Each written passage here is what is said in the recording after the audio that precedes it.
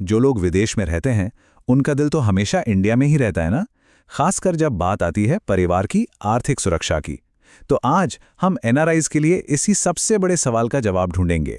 Term insurance Bharat से लेना बेहतर है या विदेश से? चलिए इस पूरी पहेली को सुलझाते हैं। ये आवाज शायद हर दूसरे एनआरआई के दिल की आवाज है।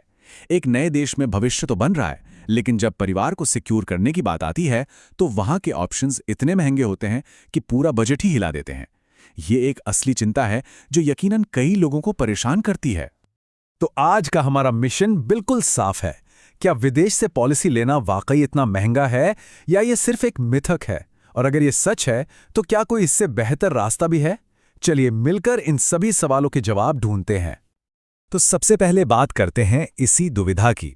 एक तरफ परिवार की चिंता है और दूसरी तरफ एक सही फाइनेंशियल डिसीजन लेने का प्रेशर। ये बैलेंस बनाना सच में काफी मुश्किल हो जाता है, खासकर जब कोई अपने देश से हजारों मील दूर हो। ठीक है, तो अब आते हैं मुद्दे की बात पर। विदेश में इतनी ऊंची लागत क्यों है? आखिर ऐसा क्या है कि अमेरिका या ब्रिटेन जैसे देशों में टर्म इंश्योरेंस के प्रीमियम आसमान छूने लगते हैं? चलिए इस रहस्य से पर्दा उठाते हैं।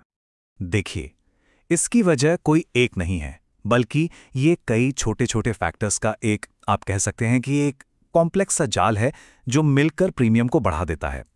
इसमें सख्त मेडिकल जांच से लेकर एडमिनिस्ट्रेटिव फीस तक सब कुछ शामिल है। चलिए आगे देखते हैं कि ये 4 मुख्य कारण क्या हैं। तो ये हैं वो 4 मुख्य कारण।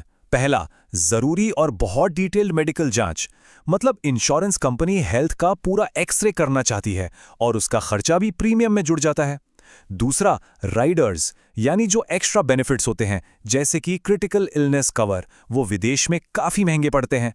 तीसरा, ऑपरेशनल और एडमिनिस्ट्रेटिव कॉस्ट्स। आसान शब्दों में कहें तो कंपनी चलाने का खर्चा ही वहां इंडिया के मुकाबले बहुत ज्यादा है। और सबसे हैरान करने वाली बात, कुछ कंपनियां एक एक्सपैट सरचार्ज भी लगा देती हैं। मतलब सिर्फ इसलिए एक्स्ट्रा चार्ज क्योंकि कोई विदेशी नागरिक है। कमाल है। ठीक है, तो प्रॉब्लम तो समझ आ गई, लेकिन जैसा कहते हैं हर प्रॉब्लम का एक सल्यूशन होता है, और इस केस में सल्यूशन अपने घर यानी इंडिया में ही है। यहीं पर इंडिया एक रियल गेम चेंजर बनकर सामने आता है। देखते हैं कैसे। अगर हम दोनों को कंपेयर करें तो पिक्चर एकदम क्लियर हो जाती है। एक तरफ है विदेश जहां प्रीमियम बहुत ज्यादा हैं, मेडिकल टेस्ट्स जरूरी और सख्त हैं और रूल्स भी काफी रिजिड हैं। और दूसरी तरफ है इंडिया, यहाँ प्रीमियम काफी कम है, मेडिकल टेस्ट्स न के बराबर और फ्लेक्सिबिलिटी बहुत ज्यादा। फर्क बिल्कुल दिन और रात जैसा है। चलिए इन फायदों को थोड़ा और डिटेल में समझते हैं। कम प्रीमियम का सीधा सा मतलब है हर साल हजारों की बचत। ना के बराबर मेडिकल टेस्ट्स का मतलब है कम झंझट और पॉलिसी का जल्दी अप्रूवल। पॉलिसी की अवधि में फ्लेक्सिबिलिटी, यानी 10 से 40 साल तक के ऑप्शंस मिलते हैं। इससे पॉलिसी को अपनी फाइनेंशियल प्लानिंग के हिसाब से एडजस्ट करना आसान हो जाता है। और हाँ, सस्ते राइडर्स का मतलब है कि कम पैसों में ज्यादा सुरक्षा मिल सकती है। पैसों से बढ़कर एक चीज है, मन की शांति, और वो यहां भरपूर मिलती है। इंडिया से ली गई पॉलिसी के साथ नॉमिनी के लिए क्लेम प्रोसेस काफी आसान और सीधा हो जाता है। पेमेंट इंडियन रुपीस में मिलता है।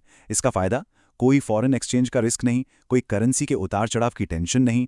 और सबसे अच्छी बात, अगर कल को एनआरआई स्टेटस बदल भी जाता है और इंडिया वापस आना होता है तो पॉलिसी बिना किसी परेशानी के चलती रहती है। अरे रुकिए, बात यहीं खत्म नहीं होती। इंडिया में मिलता है टैक्स बेनिफिट्स का डबल डोज। सेक्शन 80C के तहत जो प्रीमियम भरा जाता है उस पर टैक्सेबल इनकम कम हो जाती है। लेकिन असली जैकपॉट है सेक्शन 10(10)(d). इसका सीधा सा मतलब यह है कि अगर खुदा न खास्ता कुछ हो जाए तो नॉमिनी को जो पैसा मिलेगा उस पर 1 रुपए का भी टैक्स नहीं लगेगा। ये एक बहुत बड़ा फायदा है। तो इतने सारे फैक्ट्स और फिगर्स देखने के बाद अब पिक्चर काफी हद तक साफ हो चुकी है।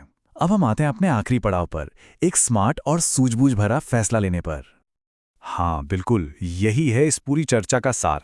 ये सिर्फ एक चीज के बारे में नहीं है, ये एक पावरफुल कॉम्बिनेशन है फैमिली की सुरक्षा, पैसों की बचत और टैक्स बेनिफिट्स का। ये एक ऐसी विन विन सिचुएशन है जिसे इग्नोर करना बहुत मुश्किल है। तो एक एनआरआई के लिए स्मार्ट इंश्योरेंस स्ट्रैटेजी को 3 आसान स्टेप्स में बांटा जा सकता है। नंबर 1, और सबसे जरूरी, अपने परिवार का भविष्य सुरक्षित करना। नंबर 2, अपनी मेहनत की कमाई को बेवजह के ज्यादा प्रीमियम पर खर्च होने से बचाना। और नंबर 3, इंडियन टैक्स कानूनों का फायदा उठाकर अपनी सेविंग्स को और बढ़ाना।